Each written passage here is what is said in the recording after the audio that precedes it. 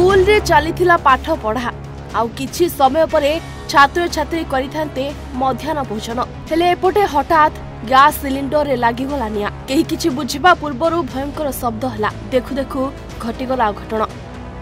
दर्शक बंधु विद्यालय रे मध्याह्न भोजन प्रस्तुति समय रे गैस सिलिंडर रे लागिगला निया हेले सबुठारु बड़ आश्वस्तिकर कथा हला अल्पके बर्ती जाइछंती पाचिकांक समेत शिक्षयित्री और छात्र छात्री।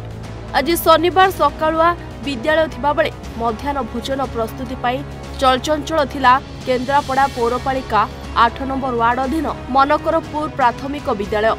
विद्यालय रे आज छात्र छात्री उपस्थान 55 रहिथिला। मध्याह्न भोजन रे भात रोषेई पाई चुली लागिथिबा बेले अंडा सिझाइबा पाई गैस व्यवहार करुथिले पाचिका।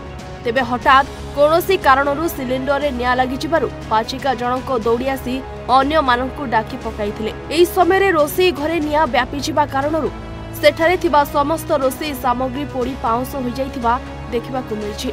तेबे विद्यालय परिसर रे थिबा समस्त छात्री को बाहर को आना जाइथिबा बेले संगे संगे अग्निशम विभाग को खबर दिया जाइथिला। अग्निशम कर्मचारी पहुंची निया को आयत्त करिथिबा जणा पड़िछि।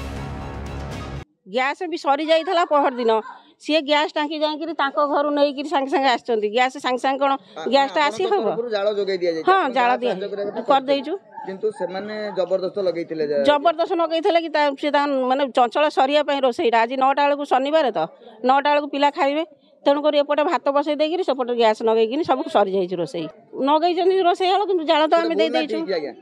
अच्छा भूल मु मानुची मु मना करूची एबोली अघटन रे जदी किछि कार क्षति हेता ना ता पई के दाई देइतला नहीं छुआ को तो मु आसिला बेलू सब छुआ को दीदी बाहर कर देइछन दीदी नि दरकार ना नहीं कार्यानुष्ठान कोन नेबे आधरे माने से एमिति किछि खराब हेइ नथला जे ताकु तुरंत बदलया दरकार।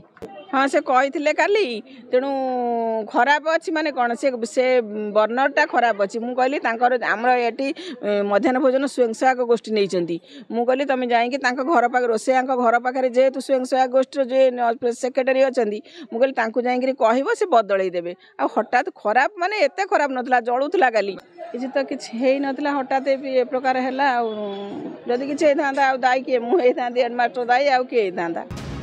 केन्द्रापड़ारू राकेश लेंका रिपोर्ट ओडिशा भास्कर।